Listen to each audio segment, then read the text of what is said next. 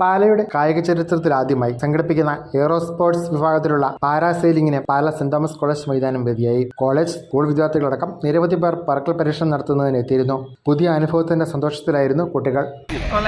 ആദ്യമായിട്ട് എക്സ്പീരിയൻസ് ചെയ്യുന്നു. ആദ്യമേ പൊങ്ങുമ്പോൾ ഒരു ചെറിയ പേടിയുള്ളൂ, ലാൻഡ് ചെയ്യുമ്പോൾ കുഴപ്പമൊന്നുമില്ല.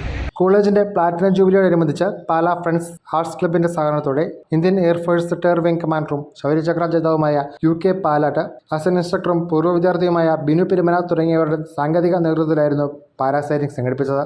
രാവിലെ 11 മുതൽ വൈകുന്നേരം 4:15 വരെയായിരുന്നു പരിപാടി. ഇന്ത്യയിലെ സായുധ സേനാംഗങ്ങൾക്ക് സ്കൈ ഡൈവിംഗ് പരിശീലനം നൽകുന്ന ആഗ്രയിലെ ഇന്ത്യൻ എയർഫോഴ്സിന്റെ പാരാട്രോപ്പേഴ്സ് ട്രെയിനിംഗ് സ്കൂളിന്റെ മുഖ്യ പരിശീലകനായും കേരള, കർണാടക, ഹിമാചൽ പ്രദേശ് സർക്കാരുകളുടെ സാഹസിക കായിക വിനോദ പരിപാടികളുടെ സാങ്കേതിക ഉപദേശകനായും പ്രവർത്തിച്ച വ്യക്തിയായിരുന്നു UK പാലാട്ട്. ജീപ്പിന്റെ സഹായത്തോടെ ആളുകളെ പാരച്യൂട്ടിൽ മുകളിലേക്ക് പറക്കാൻ സഹായിക്കുന്ന പാരാസൈലിംഗ് കായിക വിനോദത്തിന്റെ വേറിട്ട അനുഭവം നല്ല കാഴ്ചയും പാലക്കാർക്ക് സമ്മാനിച്ചു. ന്യൂസ് ബ്യൂറോ, പാല.